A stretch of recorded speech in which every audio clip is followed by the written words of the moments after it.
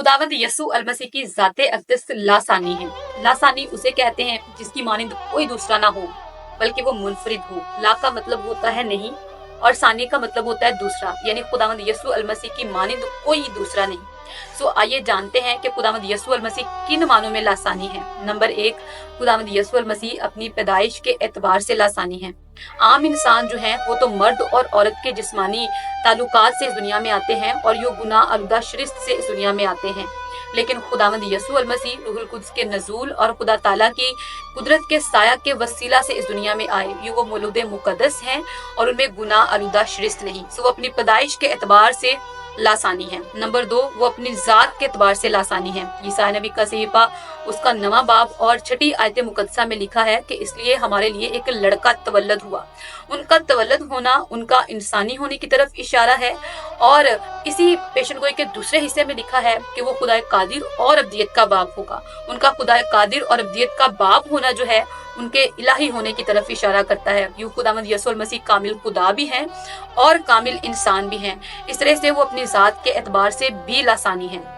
Number 3, खुदावंद यसू अल मसीह अपने कामों के एतबार से लासानी है। खुदावंद यसू अल मसीह का मुर्दों को जिंदा कर देना, खुदावंद यसू अल मसीह का कुदरत पर इख्तियारात रखना, खुदावंद यसू अल मसीह का थोड़ी सी खुराक से बहुत से लोगों को सैर कर देना और खुदावंद यसू अल मसीह की जिंदगी में उनका साहिब इख्तियार की तरह कलाम करना, ये सारे काम जो हैं वो उनके लासानी होने को जाहिर करते हैं।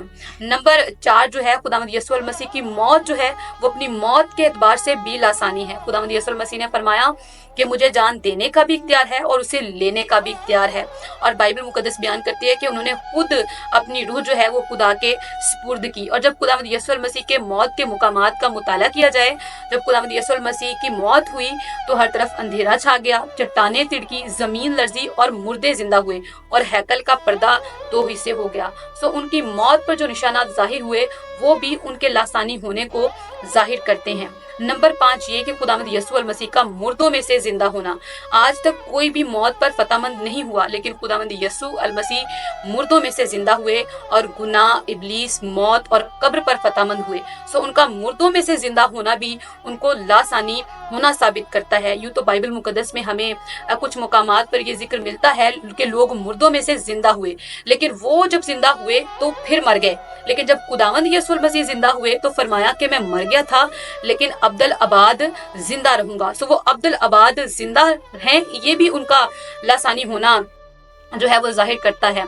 मुक़द्दस यूहन्ना का अंजीली बयान उसके 4थे बाब में खुदावंद यसू अल मसीह ने अपने शागिर्दों के साथ वादा किया कि वो अपने लोगों को लेने आएगा। सो उनका दोबारा आना जो है ये भी उनके लासानी होने को साबित करता है। मेरे अज़ीज़ों, कलाम मुक़द्दस हमें सिखाता है कि आसमान के तले जमीन के ऊपर आदमियों को कोई दूसरा नाम नहीं बख्शा गया, एक ही नाम है और वो नाम यसू नाम है। सो अगर आप जिंदगी पाना चाहते हैं और अब्दी जिंदगी पाना चाहते हैं तो आइए खुदावंद यसू अल मसीह पर ईमान लाइए, क्योंकि बाइबल मुक़द्दस सिखाती है कि खुदा ने दुनिया से ऐसी मोहब्बत रखी कि अपना इकलौता बेटा बख्श दिया ताकि जो कोई उस पर ईमान लाए हलाक ना हो बल्कि हमेशा की जिंदगी पाए। सो अगर आप हमेशा की जिंदगी पाना चाहते हैं और खुदा के कामिल मुकाशफे को हासिल करना चाहते हैं तो आइए खुदावंद यसू अल मसीह पर ईमान लाइए, हमेशा की जिंदगी पाइए और खुदा के कामिल मुकाशफे को हासिल करिए।